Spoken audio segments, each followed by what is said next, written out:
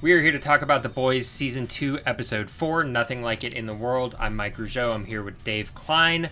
This was a huge episode. We got a fun road trip. We got a lot of reveals about Stormfront, and we got Becca and Butcher reuniting, which happened way more quickly than I thought it would. So let's get into it. So before we get into a lot of that, the first thing that we start with is Frenchie and Kimiko. There's not too much of them this episode, but we do find out that her brother's name is Kenji Miyashiro. So we know her last name now. I don't know if there's too much to jump in with them. She's pissed, and Frenchie makes the classic dumb move of like, you don't try to kiss someone who you like when they're depressed. That's just a bad idea. Yeah, I wasn't sure if they were gonna go romantic with their relationship in the show. Clearly they are kind of, but Frenchie is also still keeping his booty call Cherie on the side, so, and also doing a lot of hard drugs. I can't really predict what's going to happen with them, but I am glad that he stopped her from attacking Stormfront in this episode, because I don't think that would have ended well for her. Then we get Hughie and Starlight, their relationship. Apparently his voicemail worked. I'm pretty shocked. I thought that it was going to screw him over, but hey, guess not. I mean, who doesn't want to be somebody's second win? And also, apparently, she's a Billy Joel fan as well. That moment in the car was when Huey probably decided for sure that he believes that they're soulmates.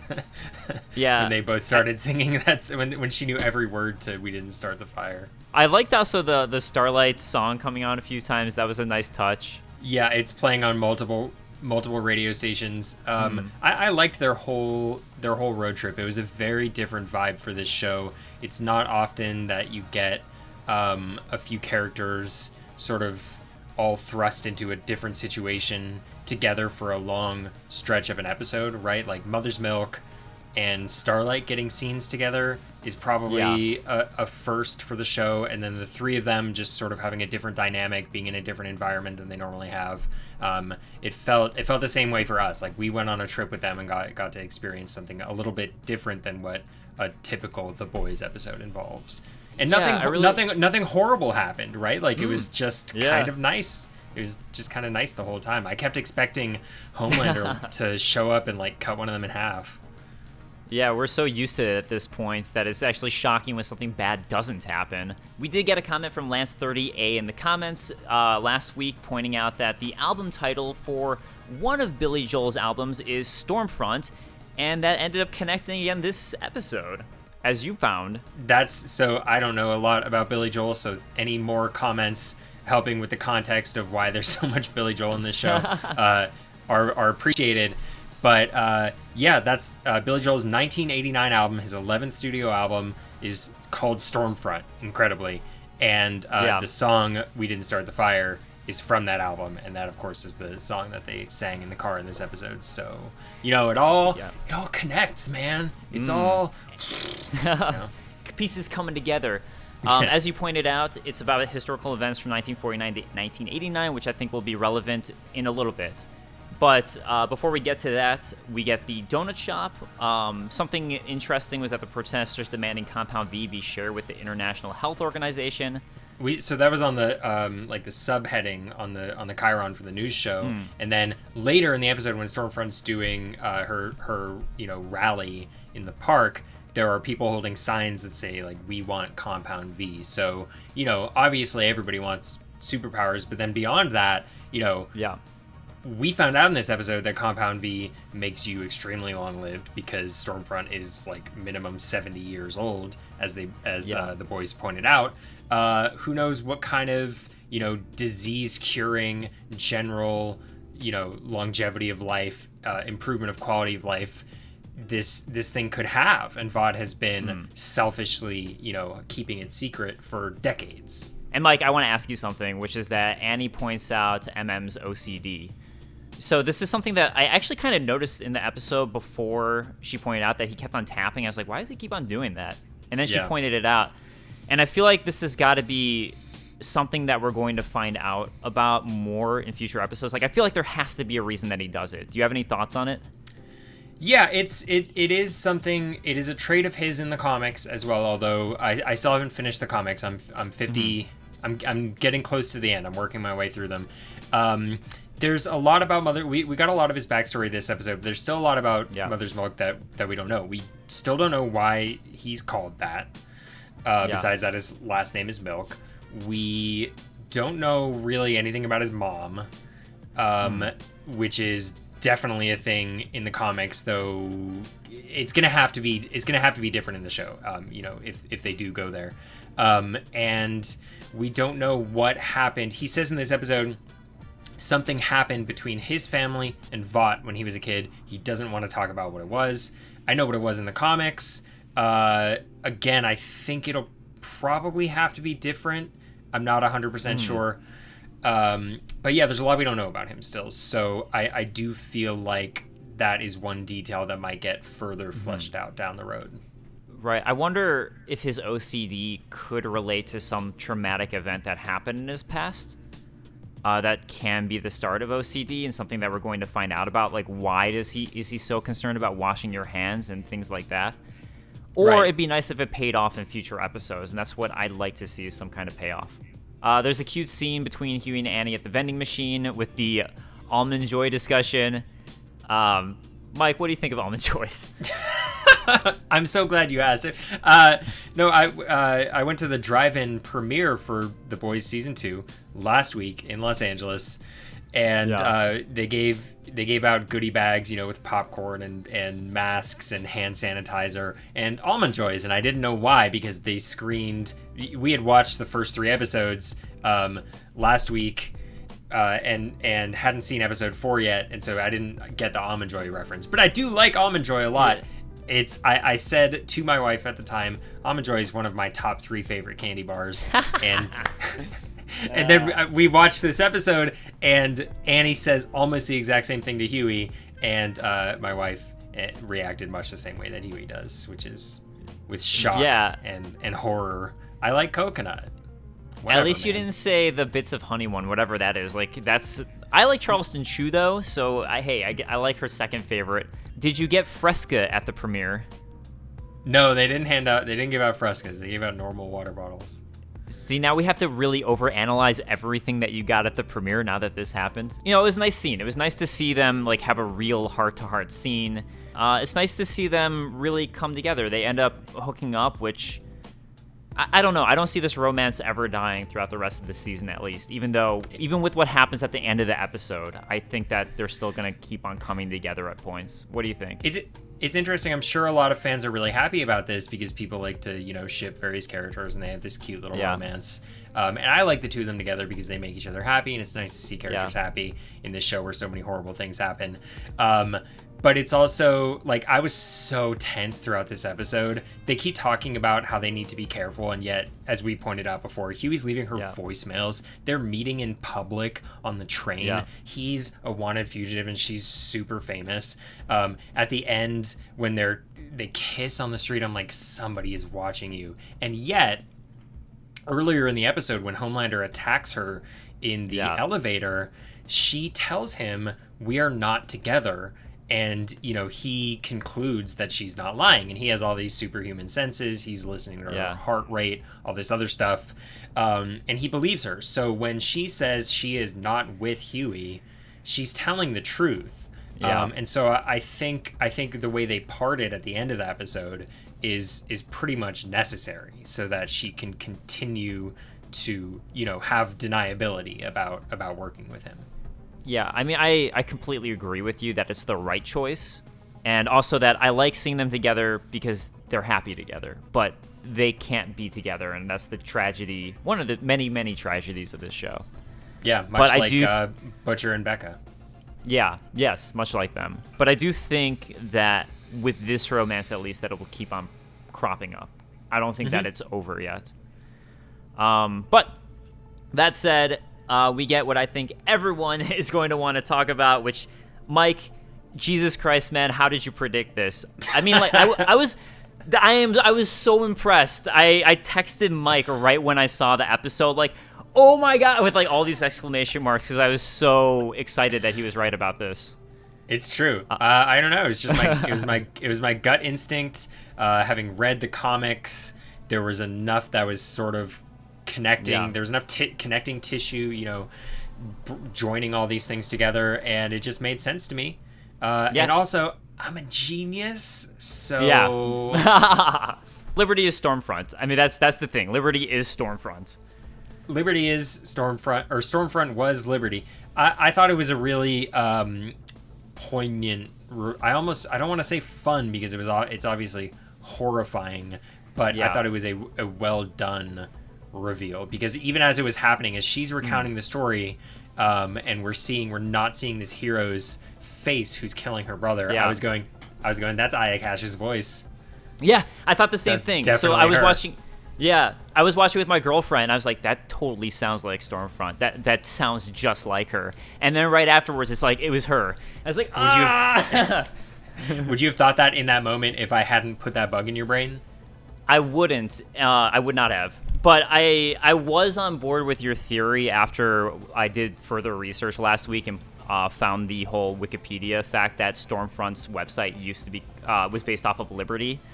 After finding that, and it's not in the discussion because it was afterwards that we found that, I was like, oh, I'm on board. I agree. Yeah. So something also that I wanted to bring up from the comments, because this is something you brought up during episode 2, is the Pippi Longstocking clue, and you're like, what is the Pippi Longstocking thing? So Scampoli25 from the comments pointed out that Pippi Longstocking was basically a clue that Liberty's Stormfront because it was popular and in publication between 1945 to 1948. So it makes sense why.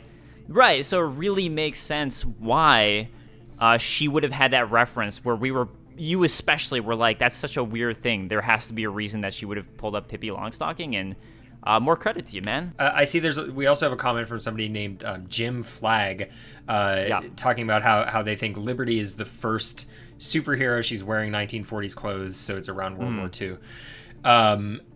I actually just read in one of the later issues of the comics in which the version of Mallory in the comics, who's a similar but slightly different character, is recounting the founding of the boys to Huey and talks about being in World War II, and Vought has sent this sort of prototype squad of Compound V superheroes to fight basically on not the front line, but in an active war zone in Germany, and it goes horribly, and everybody gets killed, including all of them. And those in the comics, those are the original prototype superheroes, and no one knows about it but Mallory. And he later joins the CIA and founds the boys, and that's his motivation, is seeing his whole squad get killed by these idiots who Vought has sent without training them, without testing, without all that. But I also think that Liberty is going to relate to the story that Stan Edgar told Homelander earlier in the season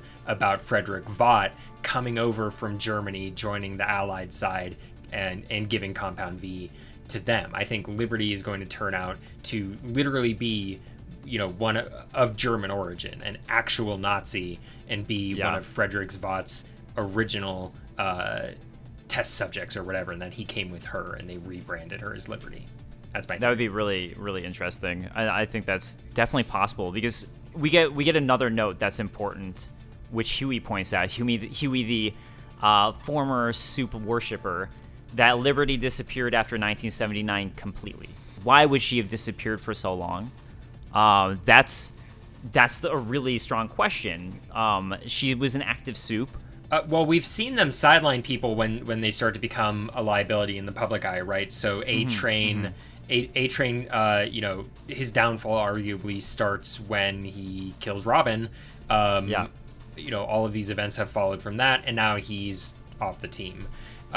We also saw the Deep, once Starlight all but publicly accuses him of sexual assault. He's sidelined. He's now in Ohio. He's borderline off the team as well. And so theoretically, Liberty is murdering innocent people randomly in the 70s.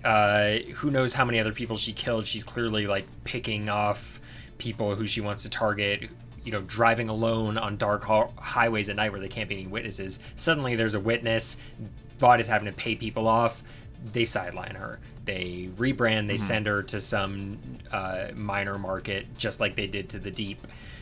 She gains steam over the decades, and then for some reason Stan Edgar decides that she should be back in the spotlight. Right. Let's talk about, though, with Stan Edgar bringing her back, because here's what I think is an interesting point that's going on right now.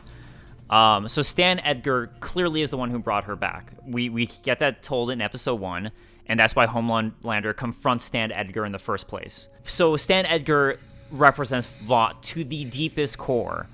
So why is it that he would bring a Soup who is so adamantly standing against Vought in her rhetoric, right? She's like talking so much anti-Vought stuff. It's interesting to me that Stan Edgar would have chosen her. So there's definitely a deeper plan with all the stuff that happened before with Raynor, figuring out some sort of coup going on. She was like, oh, there has to be something going on from the inside of Vought. Stormfront has to be connected in some way. That's really what it seems like, too, here. So... Yeah, and Mallory caught on to Liberty because after Raynor... And Mallory says this to Butcher in this episode. After Raynor's death, Mallory is looking at Raynor's private server of the things that she was looking into, and Liberty's all over that private server. So Raynor was onto something there, and then the boys bring her the information that they bring her, and suddenly she connects it. She says, oh, it's a coup from the inside, and then her head explodes. Yeah. Okay, so I agree. I think it's all connected. What I think is happening is, with Stillwell out of the picture, Stan Edgar decides it's time to get rid of Homelander, right? The coup from the inside is Stan Edgar bringing in Stormfront, who he knows will inflame, public opinion, and take Vought in the direction that he wants to take it, but can't. He, as the CEO, can't publicly push it in this direction. So he needs to bring in Stormfront to do what he can't, push Homelander out, and or change the messaging. The public demands that Vought takes a more active hand in national defense, in saving them from these super terrorists, the super villains, whatever.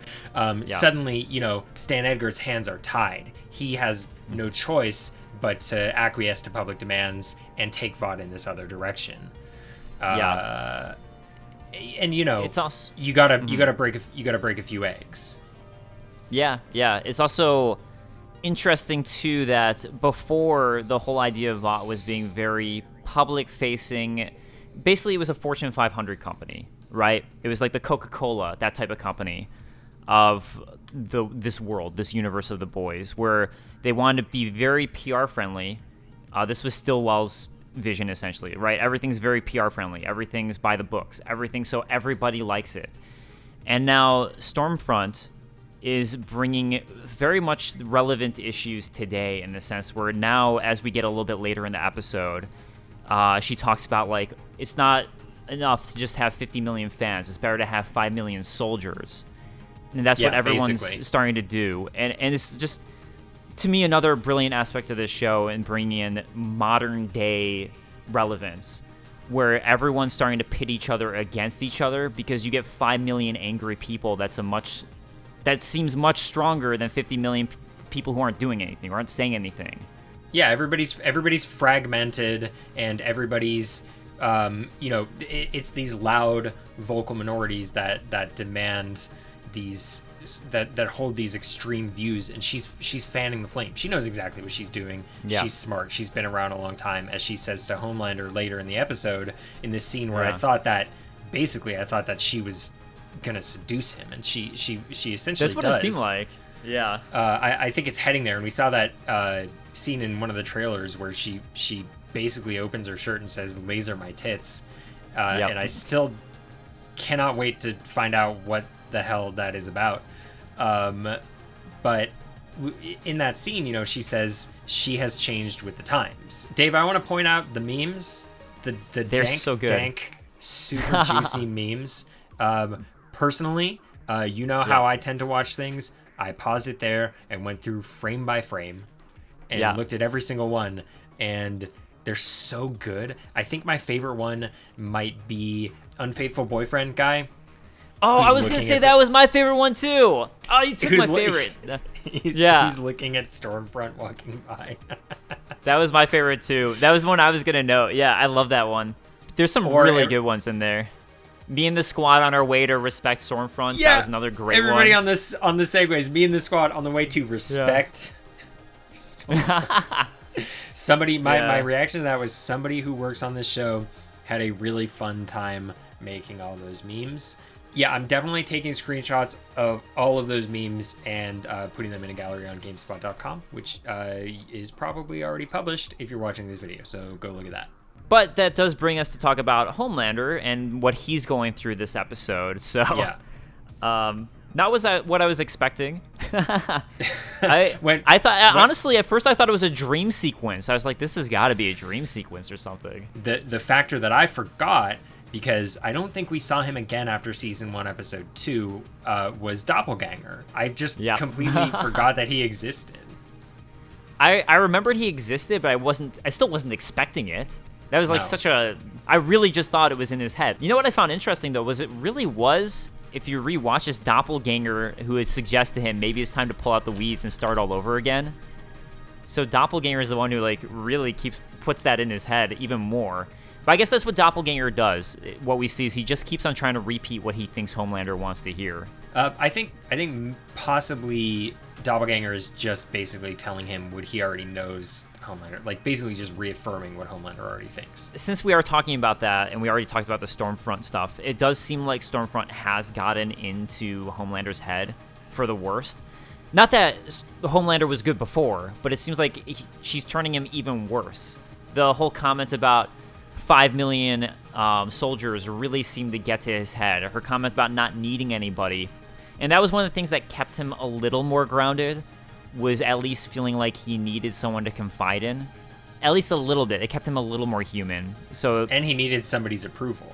He was always tiptoeing around Stillwell. Let's talk about the fact that he and Doppelganger are watching Taxi Driver, and he's identifying with Travis Bickle, right? Travis Bickle, who is a sociopath, famously, this almost proto-Joker-like character, because obviously the last year's Joker movie was like basically a riff on Taxi Driver, and so there's this kind of circular relationship there.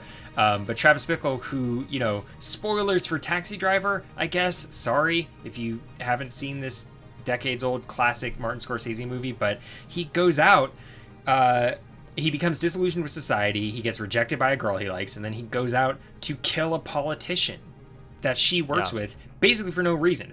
He doesn't care about any political cause, he has no ideology, he just wants to cause chaos and discord and pain. And when that is foiled, he then goes to this brothel where he knows a young girl is working and kills everybody there and rescues her, and gets hailed as this, vigilante hero. And so for Homelander to be identifying with Travis Bickle and say, this is what happens when you don't get respect, we're seeing Homelander's his slide toward outright villainy as opposed to secretive villainy. We're seeing it happen in real time. Yes. And that does lead to him, and I'm going to connect these, him firing ATrain and him revealing a bunch of things on the Marie Menounos show. One of the things that I wanted... outing Queen May. Like, I screamed when that happened. Yeah, I know. I was just like, God, it's so rough for her. It's so uncomfortable. It's so violating. It's so evil and horrible. And I just immediately went, "Oh my God, what did he do to Elena?" And we still don't know. It's kind of it's a cliffhanger for the episode, right? We don't. Queen Maeve presumably went and called her after that, but we haven't seen any aftermath. So for all we know, she's already dead because Homelander's a crazy piece of shit. Yeah, exactly what Queen Maeve was fearing. But some things I want to talk about with ATrain. We get that callback that we talked about from episode 1, where you saw the Shockwave ad in the paper before in episode 1. And now, because, not that this is the worst call in the world, but because the ATrain can't run anymore and he has issues, Homelander is replacing him with Shockwave. But here's something I want to make a prediction about. So we have the movement that Marie Menounos mentioned, #HeroesSoWhite. Now that everyone knows about the Compound V, the statistics do not look good for them. When it seemed like Vought's message that heroes were chosen by God or whatever, were born special, doesn't work anymore when we know that Vought has been deliberately creating heroes by paying off parents and giving their kids Compound V. They're choosing 92% white kids or whatever figure she gives. Something that we learned when we watched the Comic-Con panel is ATrain's the type of character, and we've seen this before, who refuses to accept responsibility for things. And really, logically, you could say that he doesn't belong in the Seven anymore, truly, because he can't do his job anymore because of his heart issues. He's not going to want to take responsibility for that, and he was so pissed and not ready to leave when he found out he got fired. I think that he's going to bring up the hashtag #HeroesSoWhite movement to try to play that against the Seven and play that against Vought for the reason that he got fired. That would be my guess, is that he's going to try to manipulate that for his own favor and his own will. I thought it could. I thought something interesting is it could. I agree with you that that's definitely possible. I think it could also open the door to ATrain potentially working in some capacity with Starlight and by extension with the boys. That'd be a really fun twist if that ended up happening. It'd be interesting to see Huey and ATrain interact, because they so dislike each other, but then begrudgingly work together. And again, I think any extra soup they can get on their team is fun to see them get more power. I mean, I like them being underdogs. I want them to stay underdogs, but it's nice to see them get a little bit more. Yeah, well, they're I mean, obviously ATrain killed Robin, but also it was an accident. He didn't maliciously murder her. He's just negligent and an asshole. It's more of a manslaughter situation than anything. And Huey, got his revenge basically, and then let ATrain. He saved ATrain's life at the end of last season. So that storyline is basically resolved. And the more people within the Seven or within Vought who grow disillusioned with that organization, the more holes in it, the better the boys' ability to sort of chip away at their power. I will also point out that Stormfront rising to this position of prominence within the Seven and being at the very least extremely racist and possibly a full-blown Nazi might not make ATrain, an African-American man, too happy. But let's go ahead and jump into the final member of the Seven, who's not really in the Seven, the Deep, who's really in it now, really in it, with the casting for who's going to be his wife. The Scientology speed dating was puzzling. It went from puzzling throughout the episode to uncomfortable at the end. I liked the whole line, though, the back and forth where he mentioned that, I thought I got to choose my wife, and then she responds, you do get to choose your wife. It's this person. Yeah, right? You get to choose her, and you're going to choose this person. It has to be that they're trying to infiltrate the religion into the Seven. I mean, that's definitely what it is. So of course. I mean, Stormfront made a comment about how he's an idiot for joining the Church of the Collective in the previous episode, so she's not going to really put up with that. I doubt Stan Edgar is going to be a huge fan either, so whether the Deep actually gets back on the team and the Church becomes this more significant. Right now, it's kind of a gag, right? The Deep is the butt of a lot of jokes, but it could be this thing that's sort of working its way toward being this greater threat. I don't know. So the Church of the Collective might be this new malicious group coming in, and we're starting to get a lot more elements at play than season 1. Where season 1 it was just the Seven and Vought.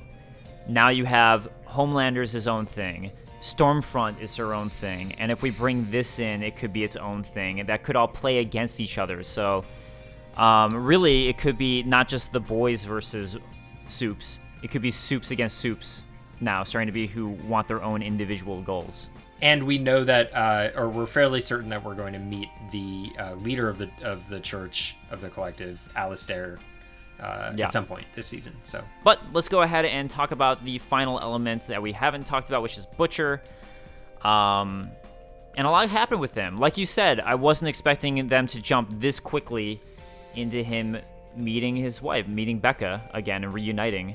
Yeah.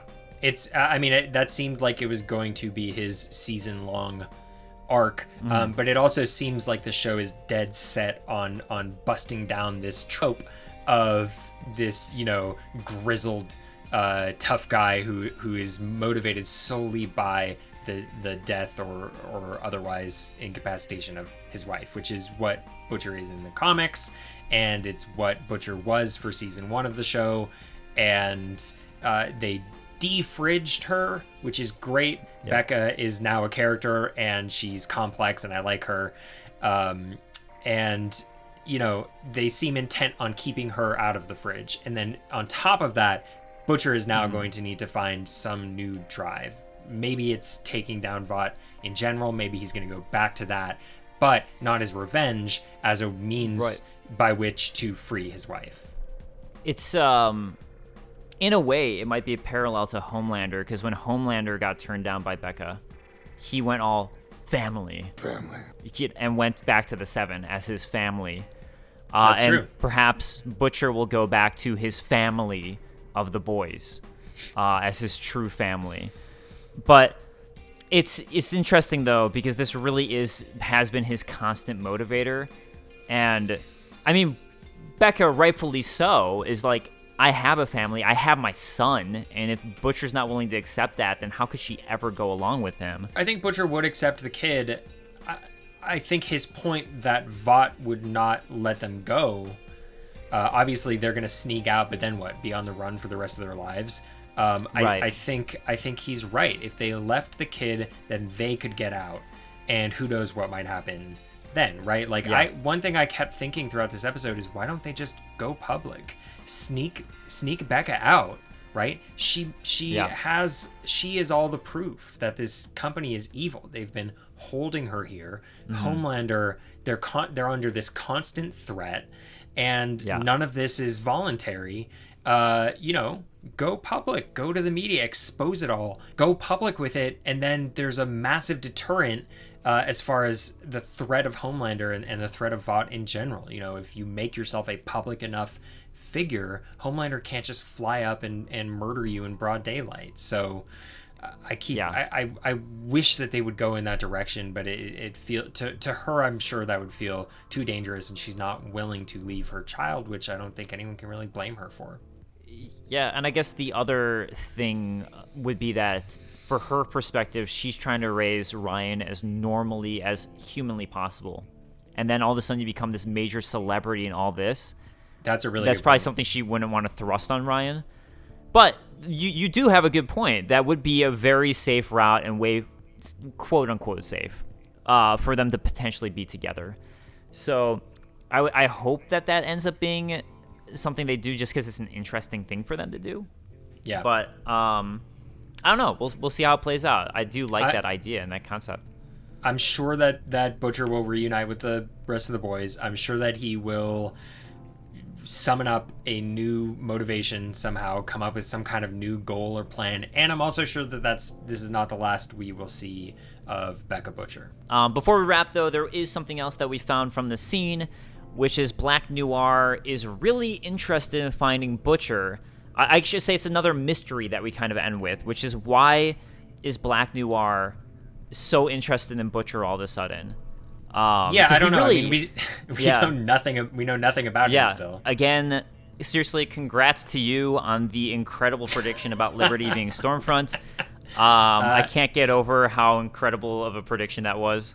I got one. So I'm hoping that my prediction about the hashtag is right, because I want to match you. I'm like, I need one now. I need one. Dave, you're great in my book.